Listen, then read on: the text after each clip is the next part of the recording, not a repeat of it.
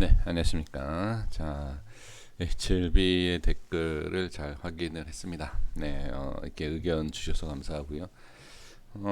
지금 이제 영상에서는 결론이 없다 이렇게 말씀을 해주셨는데 저는 결론에 대해서 다 말씀을 드리고 있고요. 그리고 조금 이제 영상에 대해서 좀 지루하다 이렇게 말씀을 해주셨는데 예, 그거는 제가 이제 뭐 설명과 말주변과 그런 게 전체적으로 예, 좀 부족하고 그다음에 이제 전문가도 아니고 그냥 일반 이제 소액 투자자이다 보니까 좀 설명드리는 거에 있어서 분명히 예, 좀 지루하고 좀 그런 건 분명히 있습니다. 예, 그 부분에 있어서는 좀 이해해 주시고요.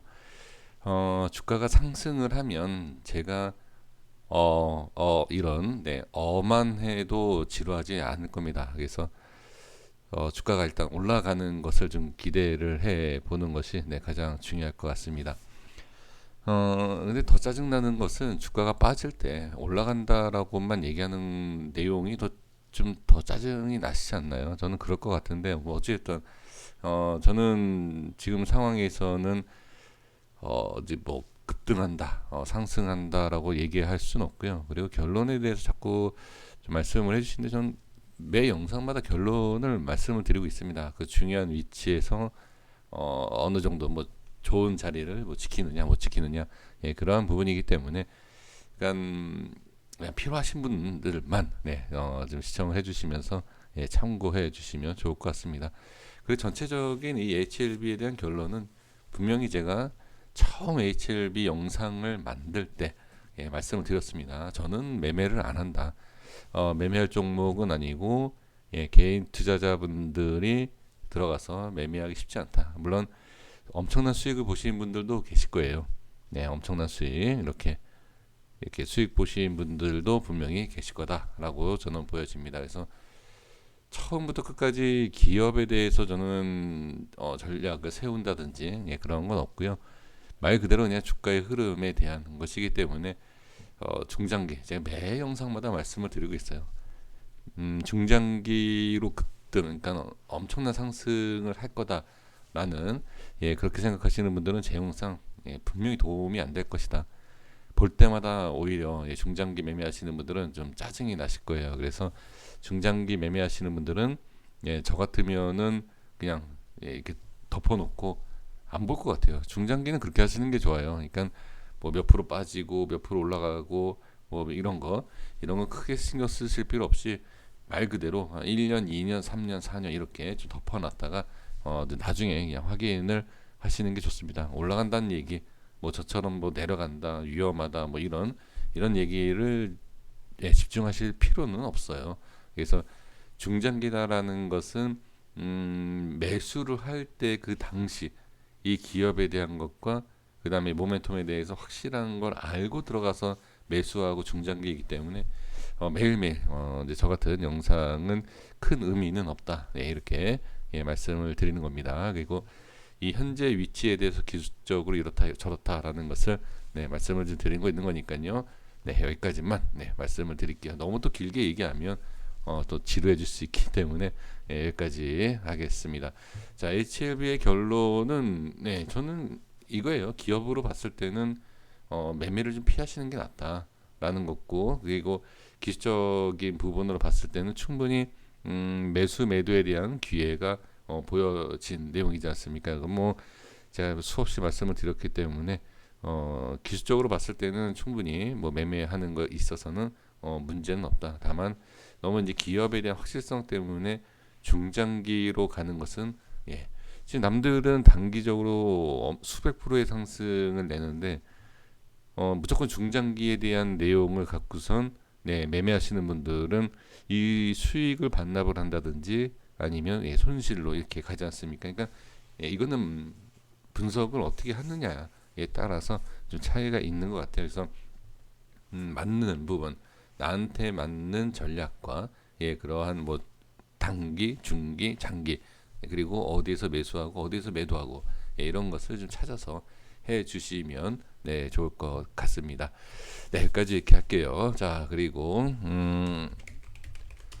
자, 피플바이오와 이제 박셀바이오에 대한 차트에 대한 비교를 좀 말씀을 드려볼게요. 어, 일단은 기업이 다르고 그다음에 재료가 다르고 하는 일이 다르다, 뭐가 다르다, 다 다르다라고 볼 수가 있겠죠. 그리고 주가의 흐름도 분명히 다릅니다. 이전에 비슷한 모습이 나왔지만 상승을 하면서 피플바이오는 올라오고 박셀바이오는 좀 밀리는, 예, 그런 과정인데, 여기에서 이제 비교를 해드리고 싶은 것은 뭐냐면, 자, 기술적이에요. 그러니까 이거를 기업으로 비교를 한다든지 뭐 다른 쪽으로 비교하는 것은 글쎄요, 뭐 워낙 시청해 주시는 분들도 그런 방법으로는 아마 비교를 많이 해 보셨을 겁니다. 피플바이오, 박셀바이오 이 기업에 대한 것이 왜 이렇고 이렇고, 근데 뭐가 좀 차이가 있나, 뭐 비교를 많이 하실 거예요. 근데 그런 거는 저는 빨리 비교를 하기 위해서는 그냥 한눈에, 예, 이렇게 차트를 보면 아, 주가가 이렇게 빠지고 올라가고, 예, 이렇게 좀 보이지 않습니까? 그래서 차트적인 것만 이제 비교를 해 보면 피플바이오는 중요한 라인대를 이탈을 하지만, 그죠?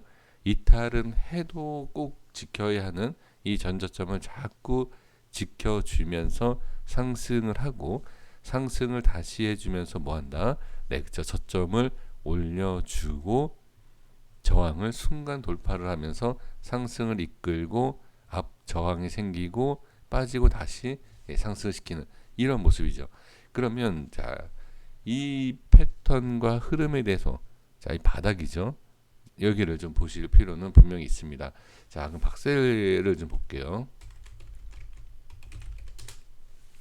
네, 박셀바이오는 지금, 자, 여기에서 잘 판단하셔야 돼요. 판단이 아니라 확인을 해주셔야 돼요. 이 전저점에 대한 부분을 계속 지지를 잘 해줬어요. 근데 좀 이탈을 했죠. 그러면 이건 안착을 해주면 돼요. 위로 올라와 주면 되는데, 올라오지 못한다라고 조금 밀리고 나서 밑에서, 예, 다시, 예, 작업을 할 겁니다. 그러면 이 박셀바이오하고 피플바이오를 이제 비교하겠다라고 이제 말씀을 드렸는데, 지금 전 저점에 대한 큰 그림으로 보면 이 위치이지만, 이 전의 저점을 비교를 해보면, 예, 박셀바이오가 피플바이오에 비해서 위치상에 조금 안 좋은 모습을 좀 보였다라고 그냥 보면 됩니다. 근데 이게 주가가 지금 빠지기 때문에 피플바이오보다 안 좋다라고 보실 수 있지만, 지금 큰 그림으로 봤을 때는 이 흐름이 전혀 문제가 되는 흐름은 아니에요. 그러니까 문제가 된다라는 것은 무엇이냐면, 주가가 올라갔다가 이렇게 빠지는 것은 문제가 되는 게 아니에요. 올라갔다가 자 빠지는, 올라간 만큼 빠지는 게 주가가 원리이기 때문에. 근데 문제가 뭐냐면 올라간 것도 없는데 이렇게 빠지는 게 문제가 된다라는 거죠. 그래서 지금 박셀바이오는 상승을 한, 자, 피플바이오 다시 한번 가보면, 자, 볼게요. 피플바이오의 흐름은 지금 단기 상승이 나오고 눌리고 상승 다시 나와서, 자, 자리를 잡은, 그리고 작은 상승과 밑에서 주가의 흐름이 이렇죠. 그러니까 지금 큰 상승이 있다라고 보여지지만, 여기도 뭐 짧은 상승은 아니에요. 큰 상승이긴 하지만 박셀바이오의 앞의 흐름을 비교해 보면 그렇게 좀 큰 흐름은 아니다. 그래서 이 두 파동이 나오면서 어떻게, 네, 여기 지금 흐름에서 자리를 지켜주고 짧은 상승이 한 번 더, 예, 이렇게 나오는 것. 그러니까 지금 피플바이오는 이 라인을 깨고 이렇게 빠진다라고 하면 박셀바이오하고 좀 차이가 있는, 문제가 생기는 그런 자리예요. 그래서 앞에 상승과 하락에 대한 모습을 보고 빠지는 게 문제가 있다 없다를 좀 판단할 수 있는데, 피플바이오는 지금, 예, 빠져서는 좀 위험할 수 있고, 예, 문제가 생길 수 있는 그 정도의 좀 앞에와 지금의 파동을 비교해 보면, 예, 그러니까 지켜줘, 꼭 지켜야만 한다라는 것을, 예, 말씀을 드리는 것이고요. 자, 박셀바이오는 빠져도 그렇게 문제가 되지 않는다라고 이제 말씀을 드렸는데, 그 내용이 이제 이런 큰 상승 때문에 그래요. 큰 상승이 나오고 나서 어느 정도 다시 한번 눌린다라고 해도 전 저점이 깨진다라고 해서 위험한 게 아니라, 이거는 어느 정도의 그냥 주가의 흐름에 있어서 정상적으로, 예, 보여지는 것이다라는 거죠. 그래서 이제 좀 전에 말씀을 드렸지만, 자, 어느 정도 하락 이후에 반등이 나올 수 있죠. 근데 여기서 가장 중요한 게 뭐냐면, 하락 이후에 반등이 어떻게 얼만큼 나오느냐가 중요합니다. 그러니까 엄청난 상승이 나오고 나서 어떻게 여기에서 밀리는 것까지 상관없다. 하지만 밀리고 나서 큰 상승이 나오지 않는다라고 하면 많은 분들이 손실이 커질 수 있고, 그 다음에 자 밑에서 매수하신 분들이 아니다라고 하면 대부분 좀 손실이 크시겠죠. 그러니까 그러한 거 눌리는 거는 빠진다. 그러니까 빠질 때는 문제가 된다라고 걱정하시지만 더 걱정인 것은 반등이 얼만큼 크냐. 이걸 보셔야 된다라는 거죠. 그래서 박셀바이오의 주가의 흐름은 저는 전혀 문제가 되는 것은 아니다. 그러니까 밀려도 괜찮다. 하지만 밀렸을 때의 반등에 대한 것을 어떤 식으로 우리가 대응을 해야 되느냐라는 것이 더 중요하다. 이렇게 좀 보여집니다. 그러면 반등이 무조건 나오는 건 아니지 않느냐. 반등이 안 나왔을 때는 어떻게 돼야 되느냐. 또 이렇게 만약에 생각을 하신다라고 하면 반등이 꼭 나오는 건 당연히 아니죠. 이제 문제가 되는 위치가 어디죠? 네. 이 4만 원대 후반, 그러니까 5만 원이겠죠. 5만 원이 깨지고 나서는 문제가 될 수 있다라고 저는 보여집니다. 그렇기 때문에 지금 박셀바이오는 피플바이오에 비해서 단기적으로 상승이 나오지 못하고 눌리는 부분은 자 앞에 상승에 대한 크게, 그러니까 아주 단순하게 말씀을 드려보면 앞에 얼만큼 상승을 했느냐 못했느냐, 그리고 주가의 흐름이 어떠하냐, 그 부분에 있어서 상당히 중요한데, 그러니까 지금은 5만 원대만 깨지지 않으면 전혀 저는 제 생각입니다. 제 생각에는 문제가 되는 흐름은 아니다. 그만큼 많이 올랐다. 많이 오른 종목이 좀 빠지는 것은 좀 어느 정도 생각을 해주셔야 돼요. 많이 오르면 많이 빠지는 게 주가의 흐름이기 때문에, 그러니까 지금 상황에서 다시 올라와 주면 또 더 좋겠죠. 그렇죠? 더 올라와 주면 좋은데, 그러니까 이제 강조하고 싶은 것은 아까도 뭐 반등에 대해서 말씀을 드렸지만, 그것도 그렇지만 지금부터 몇 프로 더 빠질 수 있다라는 것을 미리 생각을 해 주시는 것, 그것도 정말 중요한 전략이 아닌가 싶어요. 그러니까 지금 이 전저점에 대한 위치에서 보신다라고 하면 외인, 특히 이제 프로그램 쪽에서 매수세가 좀 들어오고 있는 그런 상황입니다. 그래서 여기에서 이제 아까 제가 반등을 강조한 게 뭐냐면, 프로그램과 외인의 수급이 지금 계속 꺾이는 상황에서 들어오는데, 여기에서 이제 반등이 나올 때 매도 물량이 많아질 수가 있어요.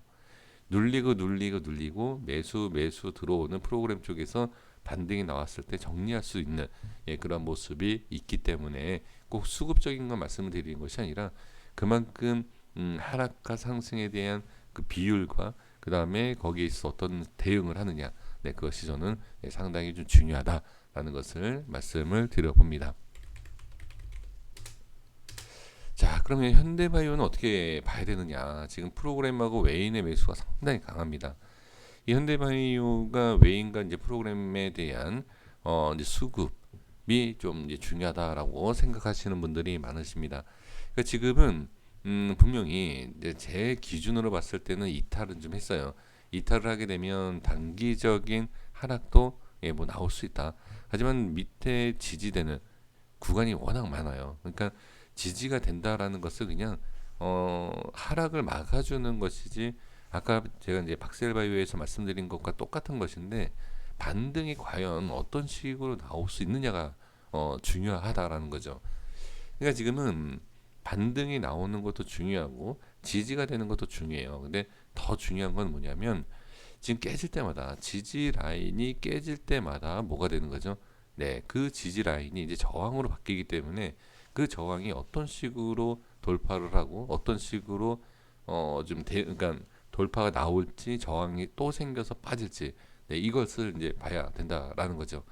근데 일단은 지금은 외인과 이제 프로그램 쪽, 그러니까 외인 프로그램에 대한 매수가 강하기 때문에 현재 위치에서는 이제 지지되는 모습이 좀 강하게 나올 수 있지만, 여기에 있어서 이제 반등이 되는, 그러니까 나오는 모습, 지금 모든 종목이 그래요. 지금 현대바이오뿐만이 아니라 박셀바이오뿐만이 아니라 다른 업종, 다른 종목들이 시장에 대한 하락과 그 시장에 대해서 하락하고 나서 나오는 반등에 대한 그 크기, 높이, 상승률, 그것이 어떻게 나오느냐에 따라서 그 이후의 주가가 확인이 될 수 있다라고 그냥 보시면 돼요. 지금 어떤 딱 어떻게 나온다라고 누가 알겠습니까? 이거는 제 생각에는 그렇게는 이렇다라고 얘기하기는 상당히 좀 어려울 것 같아요. 그래서 지금은 반등이 나오는 모습도 중요하지만 지지되는 모습과 반등이 나오는 그 모습 그리고 나서 그 다음을 보시는 게 좋아요.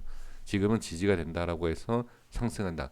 그리고 반등이 나온다라고 해서 다시 크게 올라간다. 이렇게 보기에는 그렇고요. 자리를 잡는 것을 확인하시는 것이 가장 저는 중요하다. 이렇게 보여집니다. 네, 여기까지 이렇게 좀 말씀을 드리겠고요. 그리고 이제 시장에 대해서 잠깐 간단하게 말씀을 드려보면 미증 시하고 유럽 증시가 좀 많이 밀렸죠. 많이 밀리고 반등이 나왔어요. 어느 정도 반등이 나왔죠. 밑꼬리가 달고 그리고 이제 오늘 이후의 흐름이 좀 중요할 텐데 이것은 어떻게 보면 국내 증시가 먼저 한번 이렇게 좀 흐름이 좀 먼저 나온 그러니까 밑꼬리가 생기는 그러한 흐름을 좀 만들어준 것은 맞지만 가장 중요한 건 제가 뭐 길게 얘기할 것도 없습니다. 여기에서 아까 종목에서 말씀을 드린 것처럼 시장이 반등이 나오는 모습을 보면 다음에 어느 정도의 상승과 하락을 다시 한번 우리가 확인할 수가 있어요. 그러니까 정확하다라고 볼 수는 없어요. 정확하다라고 볼 수는 없지만 시장이 밀린 만큼 그 다음에 횡보 상승하는 모양이 나올 때 조금 하락한 거에 비해서 강하냐 강하지 못하느냐 이것을 한번 내가 딱 기준을 잡았을 때 내가 봤을 때는 하락에 비해서 좀 약하다라고 느끼실 수도 있고 아니면 좀 강하게 느낄 수 있어요. 그러니까 지금 하루 만에 하락하고 나서 하루 만에 당장 강하게 나오지 않는다 하더라도 그 다음에 또 추가 상승이 나오고 그쵸? 이러한 모습을 좀 지켜보시는 것이 좋지. 지금 어느 정도 반등이 나온다라고 해서 적극적으로 매수를 한다든지 또는 반등이 나오지 않은 상태인데도 불구하고 저점 매수에 대해서 강하게 매수 이런 건 조금 한번 생각을 해볼 필요는 있습니다. 이게 틀렸다라고 얘기 못해요. 제 실력으로는. 왜 그러냐면 만약에 빠질 때마다 매수하면 안 됩니다라고 제가 말씀을 드렸어요. 근데 빠지고 나서 갑자기 급등을 해요. 그러면 이거는 제가 말씀드린 것이 상당히 매매에 있어서 좀 방해를 하는 그 부분이지 않습니까? 그래서 이게 빠질 때마다 모아가는 것은 잘못됐다라고 얘기할 수는 없어요. 근데 저는 개인적으로는 매매는 이렇게는 하지 않고 빠질 때, 빠질 때의 최저점을 잡고 매수를 하고 올리겠다라고 그러니까 올라갈 때 수익을 내겠다라고 생각하시는 분들은 이 최저점을 잘 잡으시면 돼요. 근데 제 실력으로는 최저점을 잡는 건 좀 어렵고요. 빠진 만큼 뭐 올라간다든지 그 기준이라는 게 좀 있지 않습니까? 그러니까 거기 빠졌을 때 어느 정도 올라오는 그런 모습을 좀 보는 것도 괜찮지 않을까? 저는 그렇게 좀 생각을 해봅니다. 그러니까 여기에서 이제 함정이 뭐냐? 이게 이제 주식이 어려운 것인데 빠지고 나서 올라와서 빠지는 척하다가 급등을 시킬 수 있고 그리고 올라오는 척하다가 빠질 수 있지 않습니까? 이게 어려운 거예요. 이거를 구분을 하고 매매한다라는 것이 상당히 어렵습니다. 그러니까 이거를 어렵기 때문에 우리가 전략을 세우는 것이 뭐죠? 어느 위치에서 반등이 나올 것 같다라고 하면 그 위치에서 매수를 하되 거기에 있어서 어떤 만약에 빠진다든지 올라간다든지 빠졌을 때 그래도 난 더 추매를 하겠다. 올라가면 올라가는 대로 그냥 뭐 부분 익절한다든지 어떤 전략이 있지 않습니까? 그런 전략을 미리 세우시고 반등 나오고 반등하는 모습의 이후에 어떤 매매를 할지를 좀 생각해 볼 필요는 분명히 있지 않을까 싶습니다. 그러니까 분명히 이거는 정해져 있어요. 빠질 때마다 뭐 가겠다. 그리고 반등이 나올 때 어떻게 해야 되겠다라는 분명히 개별적인 전략이 있지 않을까 저는 생각을 해 봅니다. 그래서 제가 아무리 이렇다 저렇다라고 말씀을 드려도 이미 생각하고 계시는 그런 모습이 분명히 있을 거예요. 지금 시작이 계속 빠질 때 누가 개인이 계속 매수를 하고 있다라는 거죠. 그러니까 지금 그런 것처럼 지금 개인 투자자분들이 계속 빠질 때마다 반등이 나오겠지 라는 생각을 많이 하시기 때문에 거기에 있어서 똑같은 개인 투자자처럼 해야 될까 아니면 나는 나만의 어떤 방법을 좀 전략을 세워야 되는 것인가? 이걸 미리 생각을 해주시는 것이 좋지. 그냥 상황에 맞춰서 밀리니까 좀 매수해 보자. 아니면 반등이 나오니까 매수해 보자. 이거는 좀 위험할 수 있어요. 이렇게 지금 파동이 상승 하락 파동이 클 때 상승을 놓칠 수도 있고요. 하락을 대응을 못할 수도 있어요. 네, 그래서 미리 어느 정도 생각을 해주시는 것이 가장 중요하지 않을까 이렇게 보여집니다. 고생 많으셨습니다. 여기까지 하겠습니다. 구독과 좋아요 부탁드리겠습니다. 감사합니다.